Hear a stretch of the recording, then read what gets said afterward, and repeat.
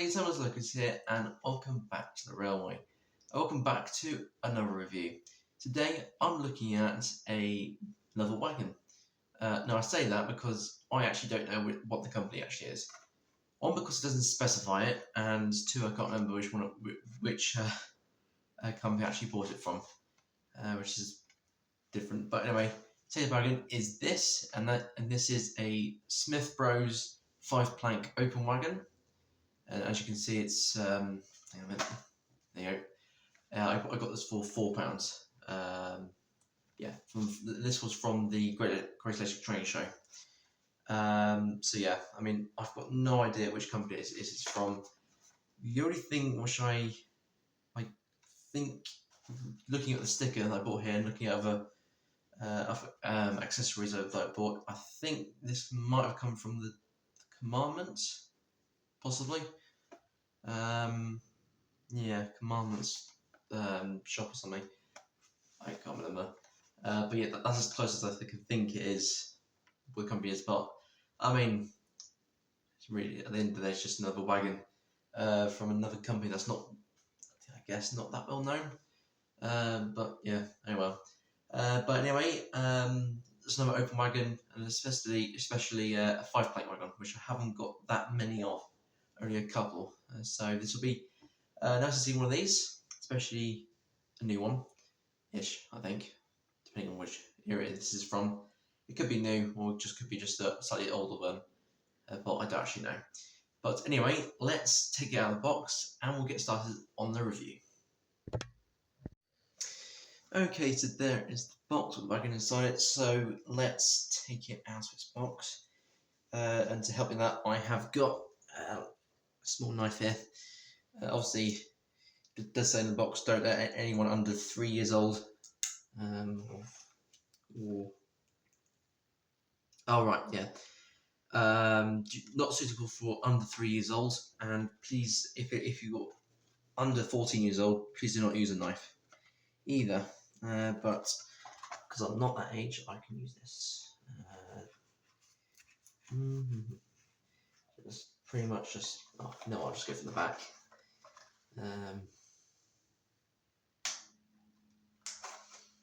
Nope, that is not right. Thank you. Think I'm in.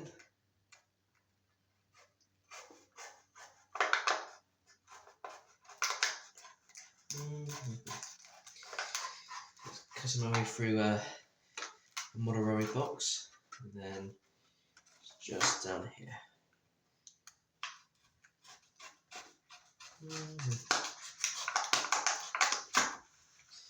And then of course down the back of this one as well. Almost.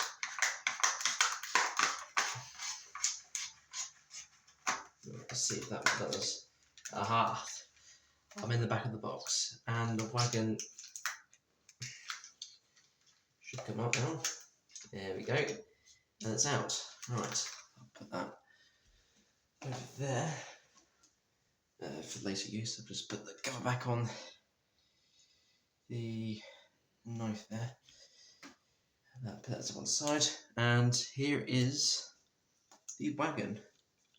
Yeah, that looks pretty good, I must say. From a company that don't actually know what it is. The wheels look I don't know, they look as if they're plastics were designed, but they're actually metal, which is interesting. Although they're not most freeless wheels, so this might struggle on the hill test. But anyway, for now, let's go and put this up against the white background and check out what detail is like on this particular wagon. Okay, so there is the Smith Bros 5-plank open wagon up against the white background, and for a small wagon, there's a lot more detail in this than I thought there was going to be, which is good. I mean, obviously, you can see the printing with Smith Bros number 7 Benton, so that actually gives you an idea where this would be based at. Of which the nice, I want to say the planks do stand out a bit more. They look slightly weathered, maybe. I'm not too sure about that. But you can see the lines going across the the lettering of Smith Bros, because you can just see the lines through, well, more specifically the M and the I and T, maybe the B and R, and the O, which is good. So you should be able to see that. And then of course you got the Benton and number 7, which you probably just about see. You've got these painted black parts here. I think they are the metal structures to hold all the wooden planks up, which is good. And then of course the brake rigging, of which does have the manual braking, is not painted, so that's still just left in the undercoat black, sort of colour, which is the colour which the plastic is like. The buffers, which you can see, are actually just plastic, plain plastic, and we've got slightly smaller D-shaped couplings. Not the biggest I've seen, but they're slightly smaller ones. And also the hooks are actually sprung. They have got a spring, I've noticed, underneath. Unless that is just to, when it's in a heavy train, they do extend maybe, which is interesting, just so it gives it a nice sort of, like a hard bang into the other wagons. But anyway, let's get closer to this end of the wagon, and you can see what I mean by the D-shaped couplings. So if I just bring over here like so, you can see what I mean. And also you've got the metal structures, which are not metal, on this side as well, closer up. Inside the wagon you have got all the actual planks on the bottom of the wagon, and it's like a dark maroon colour, which is like a tanned piece of wood, or just to make it look older than it actually is, which is good to see, I must say. Yeah, I'm quite impressed with that. Yeah, and on the metalworks, I think you can see a bit of riveting on there. If you look closely, you can see just a little bit of riveting. It's not the most clearest in the world, but it will certainly do. And yeah, and the other side is exactly the same, so we'll look on that side. Let's bring the camera around just a little bit more. There we go. Yeah, so overall it's a basic wagon which has been sort of highlighted in a few places. Obviously it's not the most detailed in the world, and there's no separately fitted parts. Maybe the buffers might be to be fitted, but you never know. You never know. Right, I think it's time to get this wagon down onto the hill and test those wheels. I don't have high hopes for this one because just by just rolling the wheels in my hand earlier, and they didn't move that free, but we'll just have to find out, won't we? Okay, so there is the open wagon down onto the track, ready for the hill test. I mean, we'll just have to see what happens to this. You never know, it might prove you wrong. It might just be a case of, where it's actually down to the track, it makes the wheels more freer, I want to say. But we'll just have to see what happens. So for now, let's give it a nudge and see if it will roll away. Because it's not moving on the curve properly. What about on the straight? No. Yeah, that's quite stiff wheels actually. I mean, with a bit of momentum like this, it'll move, but it can't carry its own weight very far. I mean, it can certainly move with a bit of force, but it doesn't go very far. I mean, look at that. Hang on a minute. If I just try to throw it down the hill, yeah, it just comes to a stop quite quickly, well, fairly quickly. Yeah. I mean, if I just go from there and just nudge it, like so, yeah, not very far at all. So the wheels are a bit stiff, a little bit stiff, which is causing a lot of friction on the wheels and the axle boxes. But I mean, it shouldn't be a problem on a train. Obviously, if it's a very long train and this starts to cause problems, then of course we've then got a bit of an issue. But I mean, if it's just a small train like I will be running today, it shouldn't have any problems whatsoever. Of course, it all depends on the loco as well, if that's not strong enough or just not heavy enough to haul a large train, then this wagon could cause problems. But that shouldn't happen today. So anyway, I think it's now time to get it covered up to a freight train, as is an open wagon, and then we'll start a running session. Okay, so here is the 5-plank open wagon down onto the track, ready to be coupled up to the rest of the freight train I've got set up for today, which is also including the new Great Western wagon I reviewed a couple of videos ago. And then also I've added a couple of loads to this train as well, that I haven't actually taken out of the bags yet. Had them since October last year, so I thought might as well do that. But anyway, the loco I've chosen today for the running session and for this freight train is the 4MT, standard 4MT tank engine.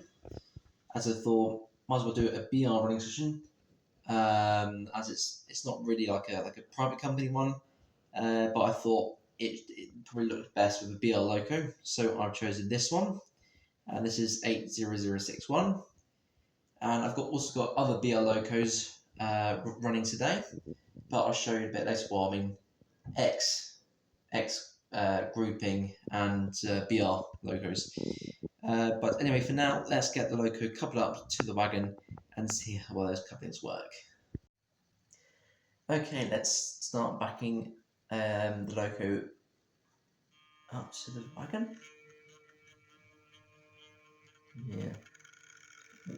Okay, try and get a fairly slow movements. Now it's quite slow. Ooh, let's touch the wagon. Bit of force there, just to try and get it coupled. But the question is, has it actually coupled properly? Let's move forward. Okay, so the loco to wagon coupling obviously hasn't coupled properly. I can tell you that both hooks from the Great Western wagon to the open wagon, 5-plank open wagon, have both engaged. So I'm just going to reverse the loco back up again slowly, just so I can see what's actually going on. Alright, okay. Pardon me. Right, okay, so it seems that yeah, so I see exactly what's going on. Because this loco has an end coupling, it does make it a little bit harder to couple up properly, because it's sort of forcing the other coupling out of the way. But this time it seems to have got it this time. They both seem to be the right height. Yeah. Okay, I think it's just a case of it on a slight curve there. Didn't really go well that time. But it seems to be coupled now. So without further ado, let's get it going. Yeah, not as smooth a start as I hoped. Like the last loco I was using. But anyway, off we go. Lovely. As I was saying about the other locos, here's the other loco I'll be using. And then go see the other, the freight train. The other loco we'll be using is the other standard 4 I have, of which last video it failed, but I have fixed it, so it's all good to go. And I've got some Mark 1s with it today, so let's get 75070 going.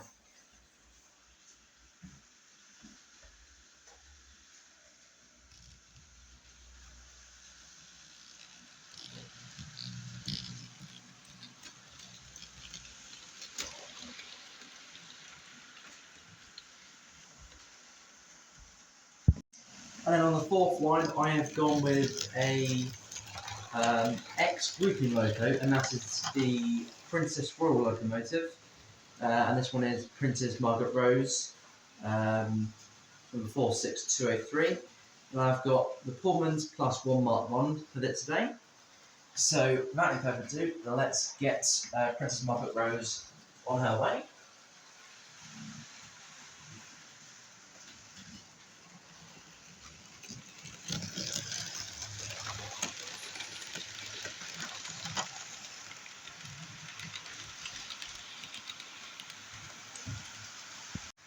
And on the fourth one, I have gone with the Hall class, which is in the BR livery. I've got 3 chocolate and cream marked onto it today. The fourth one I'm using on the Pullman train only because it can't run well on the inside line because it's a bit tight, which does the Hall class can't really run around the line properly. It really struggles around the curves. But anyway, I've got some coated with it today. So without further ado, let's get some going.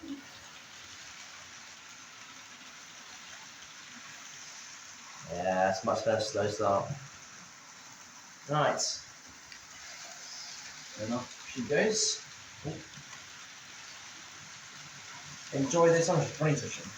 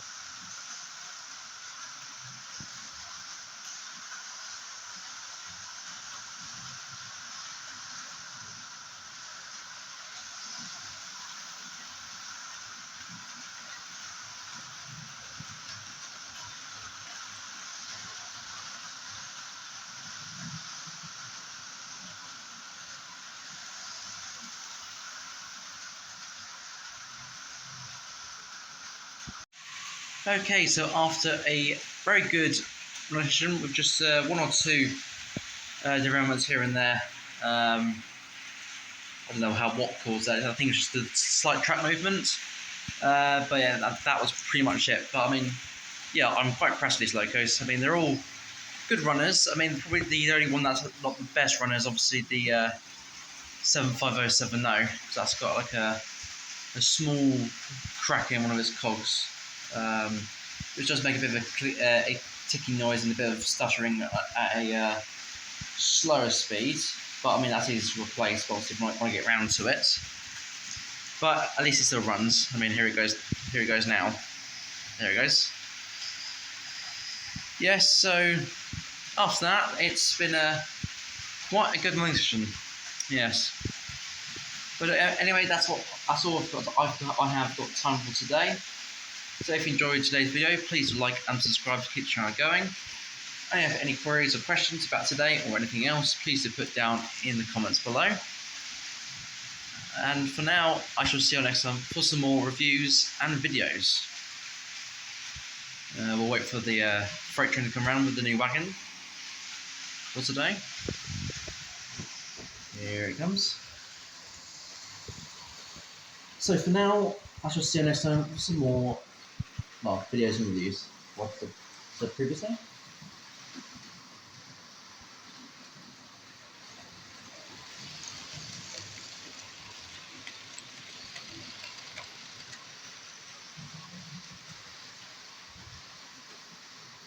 Goodbye, everyone.